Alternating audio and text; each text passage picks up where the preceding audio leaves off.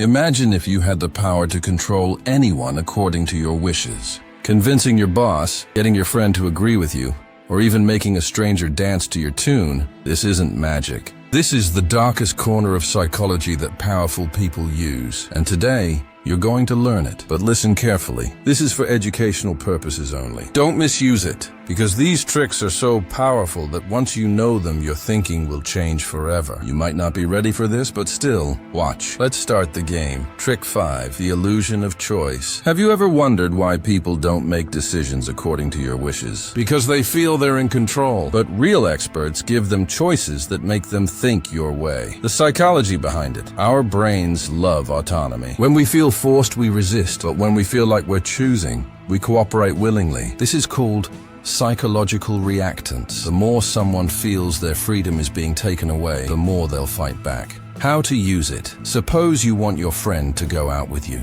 If you directly say, "Let's go out," they might refuse. But if you give them options, "Bro, wanna go out? Pizza Hut or Domino's?" Now the game has changed. Now they feel like they're deciding for themselves. But in reality, you've limited their choice, and they'll say yes either way. Advanced application. In business negotiations, always present 2 to 3 options where all outcomes benefit you. For example, would you prefer the premium package at $500 or the standard package at $300? Either way, they're buying. You've eliminated the real choice, which was yes or no. Real-world example. Steve Jobs was a master at this. Apple never asked, "Do you want a smartphone?" They asked, "Do you want the iPhone in black or white?" This is the same technique big brands, businesses, and politicians use. Give people the illusion of choice, but keep the real control in your hands. But wait, the next trick will make anyone say yes to you.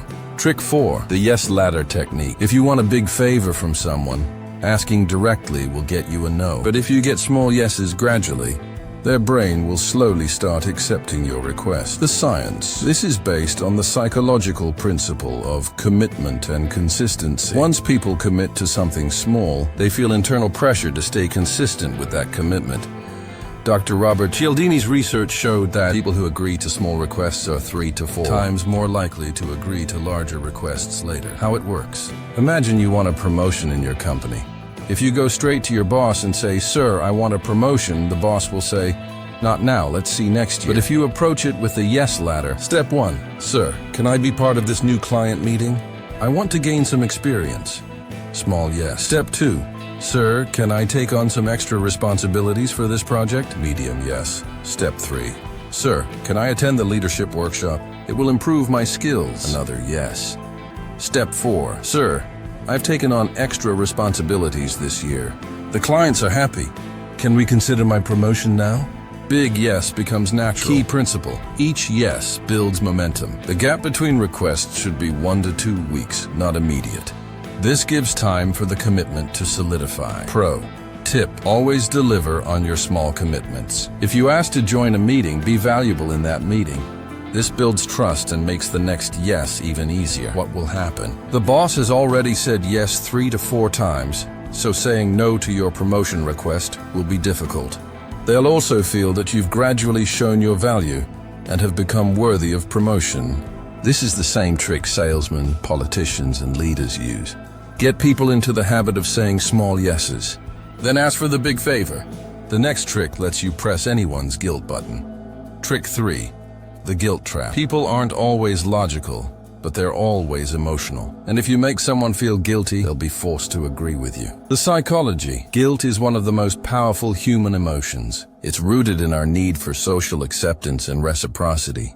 When we feel we owe someone, our brain creates discomfort that can only be relieved by repaying that debt. How to apply it. If you want to borrow someone's car, don't ask directly, "Bro, can I take your car?"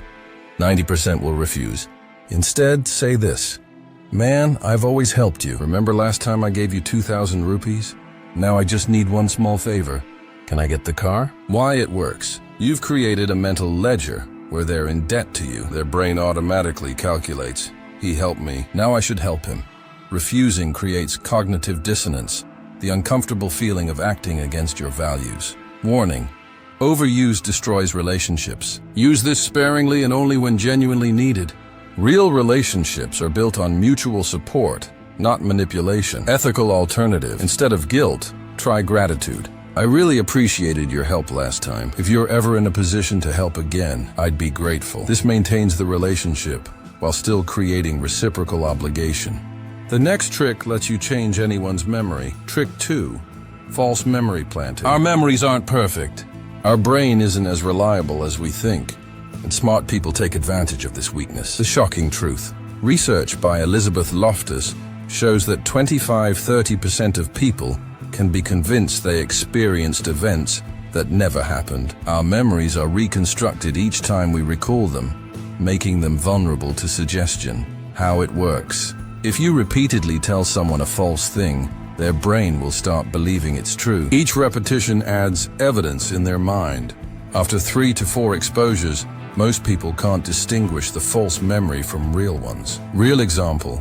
Suppose a politician wants to win an election, but their image isn't that strong among people. Now they can use false memory planting to put fake memories of their strength and popularity in people's minds. At rallies, when there was unemployment in this city, I personally got 5,000 people jobs. In media, before our government came, people were in poverty. But we improved the economic condition of 70% of people in the entire state. In interviews, they'll say this with such confidence and specific details that people will start thinking, oh yes, maybe they really did this. The 3 keys to false memory. Repetition. Say it multiple times across different contexts. Confidence. Deliver with absolute certainty. No hesitation, specific details. Numbers, dates, and names make it feel real. Result. People's brains will start believing this lie is truth, and without much fact-checking, they might agree to vote for this politician. Defense strategy. Always fact-check claims that seem too good to be true. Ask for evidence, not just stories.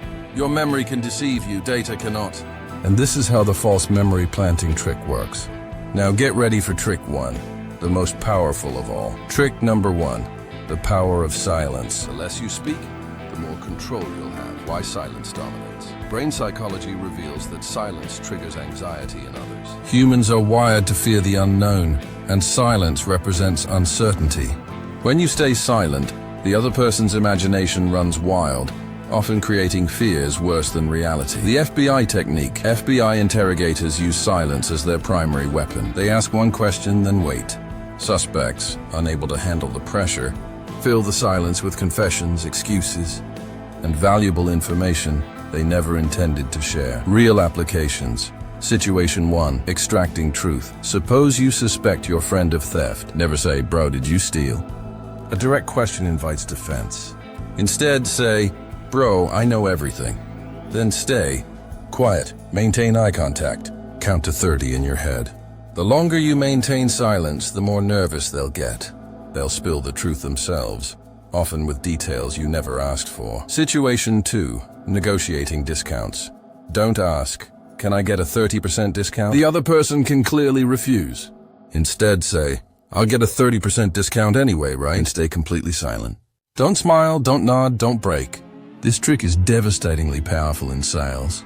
The silence creates pressure that only the salesperson can release by agreeing to your terms. As soon as you stay quiet, they'll say yes to close the deal themselves. Situation 3.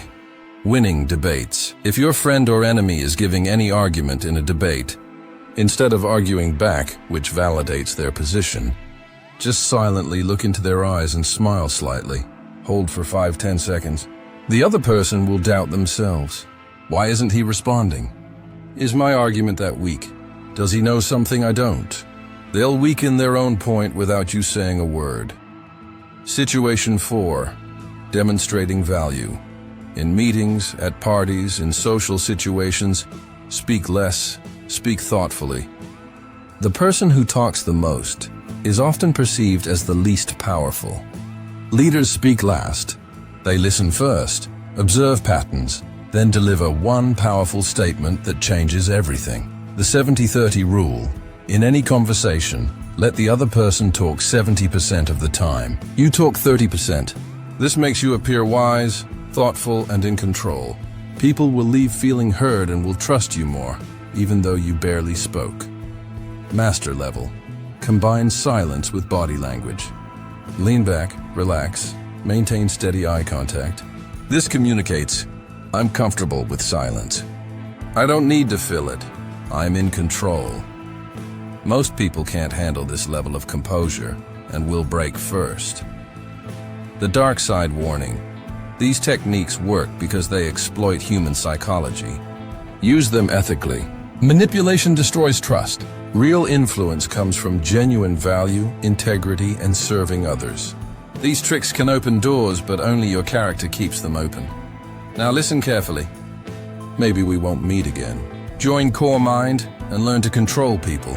But more importantly, learn to control yourself first. Because the greatest power isn't controlling others. It's mastering your own mind, emotions, and actions. That's where true freedom lives. Bonus insight. The people who master these techniques best are also the most aware when others use them. Knowledge is your shield. Now that you know these tricks, you'll spot them everywhere. In advertising, politics, sales, and even personal relationships. Stay aware, stay sharp, and use this power wisely.